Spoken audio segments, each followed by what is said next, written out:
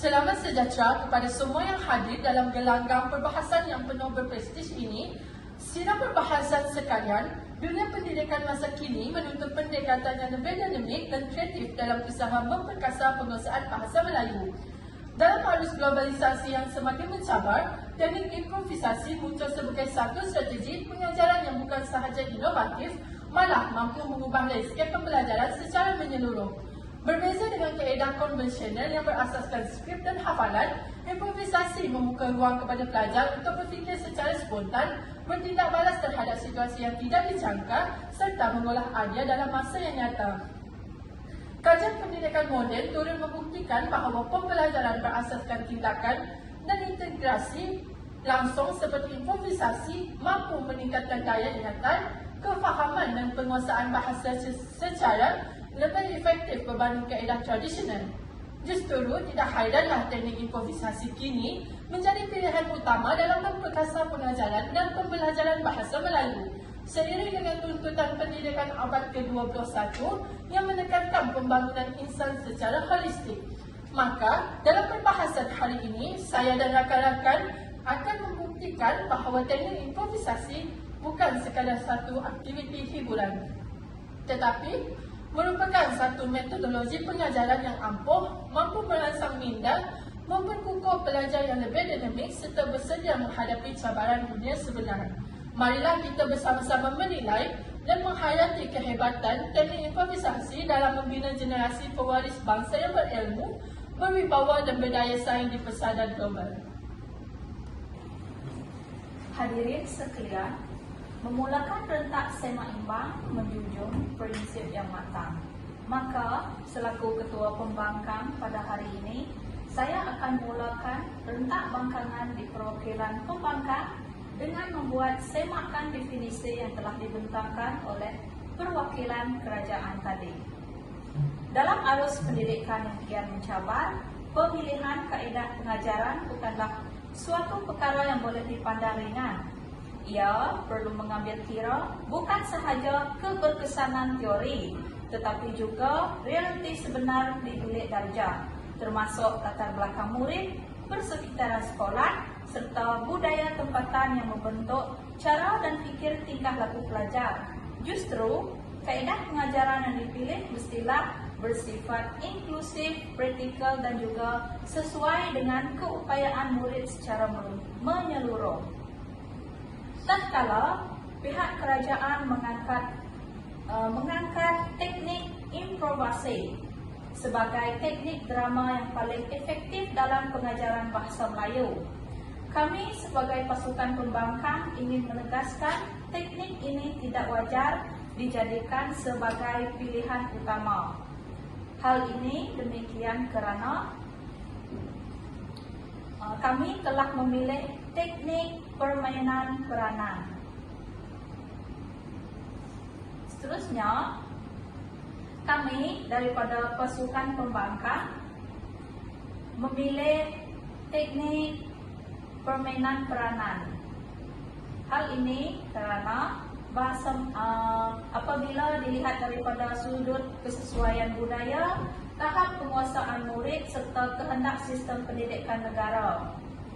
Jadi, kami mencadangkan teknik permainan peranan ini adalah jauh lebih sesuai dan juga jauh lebih berkesan daripada konteks bilik darjah di Malaysia yang memerlukan struktur dan juga nilai budaya dan juga pentaksiran yang jelas.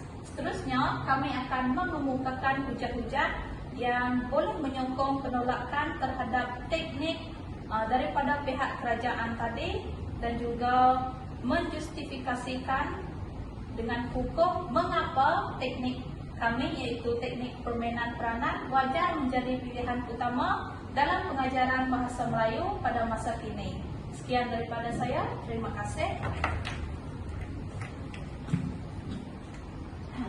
Baiklah, saya sebagai panel pertama ingin menyampaikan hujah untuk menyokong kenyataan bahawa teknik improvisasi merupakan teknik drama yang paling efektif dalam pengajaran bahasa Melayu. Pertama, improvisasi memerlukan pelajar untuk bertindak dan berfikir secara spontan. Ini bermakna mereka tidak hanya menghafal skrip atau dialog tetapi benar-benar menggunakan bahasa Melayu secara aktif dan realistik dalam situasi yang tidak dijangka.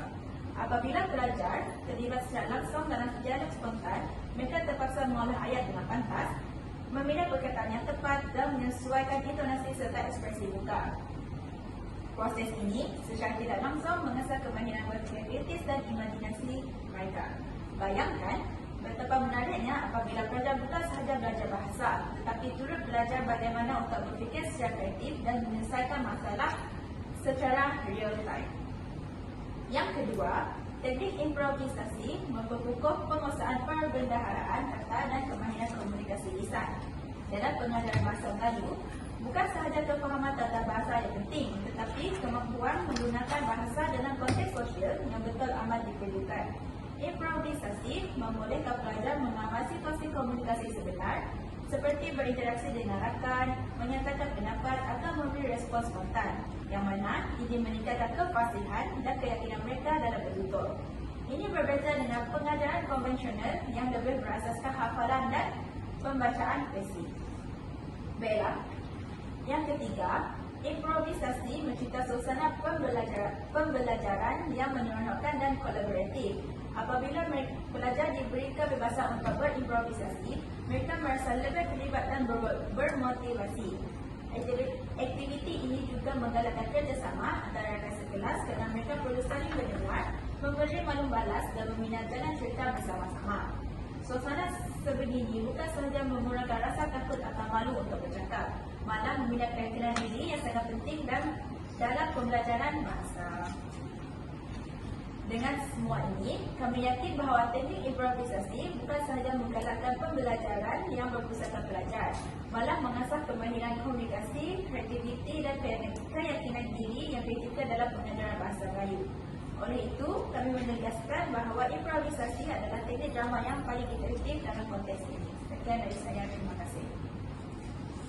Salam sejahtera kepada semua ahli panel. Saya sebagai ahli hujah pertama dari pihak pembangkang ingin menyatakan bahawa pihak kami tidak bersetuju dengan pernyataan dari perwakilan kerajaan yang menyatakan bahawa teknik improvisasi merupakan teknik drama paling efektif dalam pengajaran bahasa Melayu.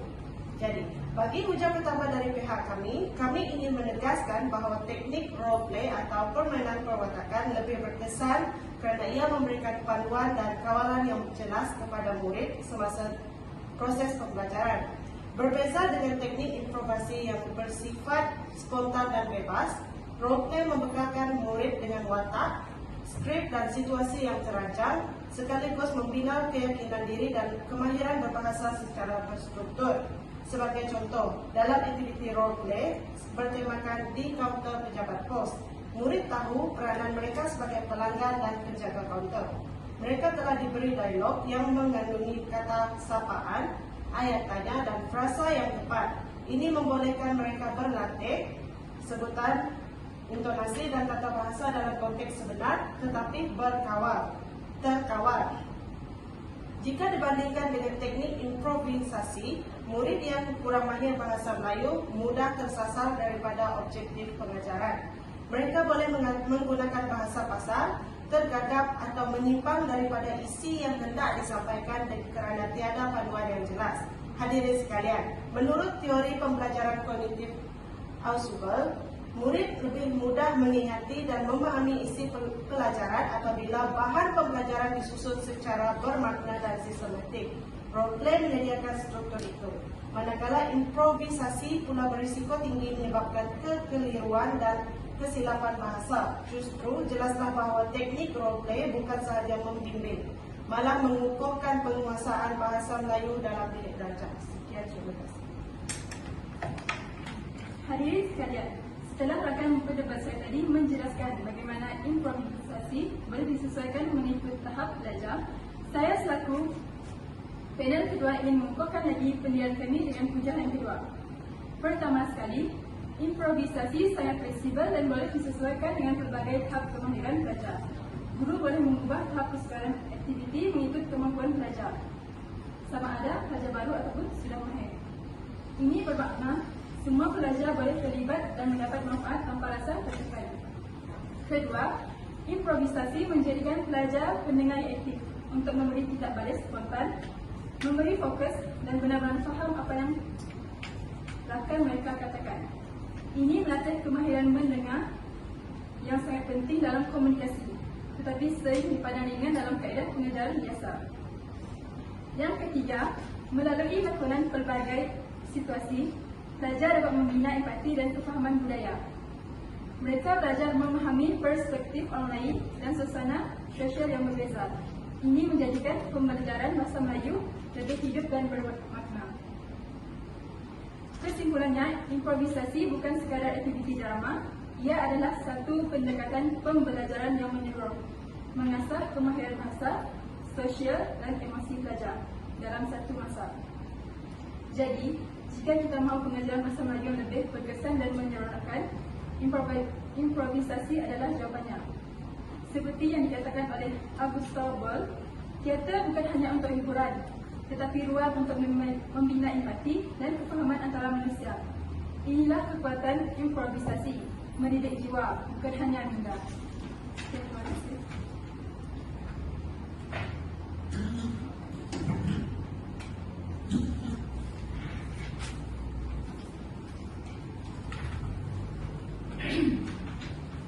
Izinkan saya membuka tirai hujana dengan serangkap pantun. Bahasa indah, budi budi semat, nilai disulang dalam bicara. Permainan peranan, teknik hebat, mengajar bahasa dalam dunia nyata. Saya selaku penghujah kedua daripada pasukan pembangkang, berdiri teguh menolak unsur bahawa teknik improvisasi merupakan teknik yang paling efektif dalam pengajaran bahasa Melayu. Kalau kita perhatikan cara pengajaran bahasa Melayu yang biasa digunakan di sekolah, banyak yang masih bergantung pada kaedah tradisional. Dalam kelas tradisional, murid sering belajar bahasa dalam bentuk yang terasing, iaitu sekadar menghafal peraturan tata bahasa atau mengisi latihan dalam buku. Namun, menerusi permainan peranan, murid menggunakan bahasa secara aktif dalam pelbagai situasi yang mencerminkan kehidupan sebenar seperti menjadi wartawan, doktor, guru, ahli politik dan sebagainya. Sebagai ilustrasi, dalam satu aktiviti bilik darjah, murid diberi peranan sebagai wartawan yang menemu buah seorang tokoh sukanegara. Mereka perlu menyusun soalan yang sesuai, menggunakan kata ganti nama formal, memilih laras bahasa yang profesional serta bertutur dengan sopan. Ini bukan sahaja melatih aspek bahasa, malah membina kemahiran sosial dan komunikasi dalam situasi autentik. Keberkesanan pendekatan ini disokong oleh teori pembelajaran kontekstual yang diperkenalkan oleh Ellen B. Johnson. Menurut beliau, pembelajaran menjadi lebih bermakna apabila murid dapat mengaitkan isi pelajaran dengan pengalaman dan dunia sebenar. Dalam konteks ini, peranan permainan berfungsi sebagai jambatan yang menghubungkan pengetahuan dengan akademik dengan realiti sosial, menjadikan pengajaran bahasa Melayu lebih relevan, dinamik dan berkesan. Pendek kata, improvisasi bukanlah teknik yang paling efektif dalam pengajaran bahasa Melayu kerana ia kurang memberi ruang untuk perancangan bahasa yang sistematik, terutamanya bagi murid yang masih membina asas kemahiran. Sebaliknya, permainan peranan lebih sesuai kerana ia menyeimbangkan unsur kreativiti dan struktur dalam proses pengajaran dan pembelajaran. Sekian, terima kasih. Saya selaku panel kedua ingin membina sekejap pihak lawan yang memuji teknik main peranan seolah-olah itulah satu-satunya jalan menuju kejayaan pengajaran. Kononnya main peranan memberi pengalaman dunia sebenar. Tapi dunia sebenar jarang ikut skrip. Pelajar perlu belajar menyesuaikan diri, berfikir pantas dan bertindak secara kreatif. Inilah kekuatan sebenar teknik informasi yang melatih pelajar bertindak balas terhadap situasi yang tidak dijangka, sama seperti di luar bilik darjah. Terima kasih. Saya selaku panel ketiga menyokong hujah panel kedua. Kami telah mendengar hujah daripada pihak lawan yang menyatakan bahawa teknik main peranan yang lebih teratur lebih sesuai untuk pelajar pemalu. Namun, kami ingin membidas dakwaan tersebut dengan menegaskan lagi bahawa dengan improvisasi berstruktur, iaitu pelajar diberikan garis panduan atau tema terlebih dahulu sebelum beralih kepada improvisasi bebas. Pendekatan ini memberi peluang kepada pelajar pemalu untuk bersedia dari segi mental dan membina keyakinan secara beransur-ansur. Seterusnya, berkenaan dakwaan sebagai improvisasi memakan masa. Kami berpendapat bahawa masa yang digunakan sebenarnya merupakan pelaburan berharga untuk membina kemahiran berkomunikasi yang lebih mantap dan berkesan. Pembelajaran aktif melalui improvisasi melahirkan pelajar yang lebih fasih, yakin dan mampu berkomunikasi dengan lebih efektif. Ini bukan sahaja menjimatkan masa untuk berjangka panjang, malah meningkatkan kualiti pembelajaran secara keseluruhan. Akhir sekali, teori pendidikan juga menyokong pembelajaran berasaskan tindakan kerana ia mampu meningkatkan daya ingatan dan kefahaman. Oleh itu, improvisasi bukan sahaja menyeronokkan tetapi turut memberi impak positif dari segi akademik dan pembangunan sosial pelajar. Saya sebagai pembangkang ketiga ingin meneruskan hujah rakan-rakan saya untuk menolak teknik improvisasi sebagai teknik drama paling berkesan. Walaupun improvisasi kelihatan menarik kerana bersifat spontan dan kreatif, namun teknik ini mempunyai banyak kekangan yang boleh menjejaskan proses pembelajaran pelajar, khususnya dari segi penglibatan murid, struktur pembelajaran dan penguasaan kemahiran bahasa. Sebaliknya, kami menegaskan bahawa teknik permainan peranan lebih berkesan kerana ia membina pembelajaran secara terancang, memberi peluang sama rata kepada semua pelajar serta meningkatkan kemahiran bahasa secara menyeluruh. Teknik improvisasi memerlukan pelajar bertindak secara spontan dan tanpa skrip. Hal ini menyukarkan pelajar yang pemalu, kurang yakin atau masih belum menguasai asas komunikasi bahasa Melayu. Akibatnya, hanya pelajar yang betah dan aktif akan menonjol, manakala pelajar lain hanya menjadi pemerhati pasif. Sebaliknya, permainan peranan membolehkan guru membahagikan peranan mengikut tahap kemampuan pelajar. Pelajar diberikan masa untuk bersedia, berlatih dan memahami peranan masing-masing. Ini menjadikan penglibatan lebih menyeluruh dan membina keyakinan diri secara berperingkat. Menurut Lev Vygotsky, dalam teori konstruktivisme, pelajar belajar dengan lebih berkesan apabila mereka dibimbing dalam zon perkembangan terdekat. Dalam teknik permainan peranan, guru bertindak sebagai fasilitator dan pelajar mendapat masa dan bimbingan mencukupi. Teknik improvisasi pula tidak menyediakan ruang bimbingan yang cukup. Jelaslah bahawa teknik improvisasi bukanlah teknik yang paling efektif dalam pengajaran bahasa Melayu. Ia terlalu bebas, kurang bimbingan dan tidak sesuai digunakan untuk semua tahap pelajar. Teknik permainan peranan lebih berkesan kerana ia terancang, inklusif dan menyokong perkembangan kemahiran bahasa secara menyeluruh dan sokongan teori pendidikan yang hukum. Oleh itu, kami dengan tegas menolak teknik improvisasi dan menyokong penggunaan teknik permainan peranan dalam pengajaran bahasa Melayu di dialek darjah masa kini. Sekian, terima kasih. Sebagai panel akhir daripada kumpulan pencadang, saya simpulkan bahawa pembahasan ini telah memperlihatkan pelbagai perspektif yang kritikal dan bernas daripada kedua-dua pihak. Namun, setelah meneliti ketepatan fakta, konsistensi hujah serta kekuatan logik yang dibentangkan, kami dengan yakin menyatakan bahawa teknik improvisasi adalah teknik drama paling efektif dalam pengajaran bahasa Melayu kerana ia menggabungkan pembelajaran aktif, pengembangan kemahiran bahasa dan suasana pembelajaran yang menyeronokkan dan kolaboratif. Teknik ini bukan sahaja meningkatkan penguasaan bahasa, malah membina keyakinan diri, kreativiti dan kemahiran sosial pelajar yang sangat penting untuk kejayaan mereka dalam pembelajaran bahasa Melayu. Kami percaya bahawa dengan penggunaan teknik improvisasi secara berkesan, guru dapat melahirkan pelajar yang bukan sahaja mahir bertutur, tetapi juga berani berfikir dan berkomunikasi secara bebas, kreatif dan berkesan. Terima kasih. Barisan afirmatif yang dihormati. Bak kata bijak pandai, bahasa jiwa bangsa, drama jendela rasa.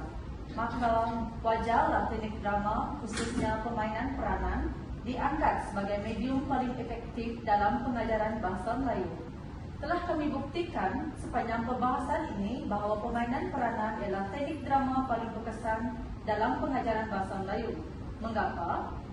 Kerana teknik ini menyatukan 3 elemen penting dalam pendidikan bahasa. Yang pertama, keterlibatan pelajar yang menyeluruh. Setiap murid diberi peluang untuk berperanan aktif tanpa mengira tahap pencapaian. Mereka tidak sekadar duduk dan mendengar, sebaliknya mereka hidup dalam bahasa melalui lakonan yang bersifat kontekstual dan realistik.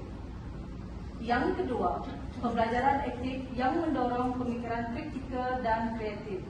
Murid menjadi wartawan, doktor, pelanggan, pemimpin, sekaligus membina pemahaman tentang dunia sebenar melalui bahasa Melayu.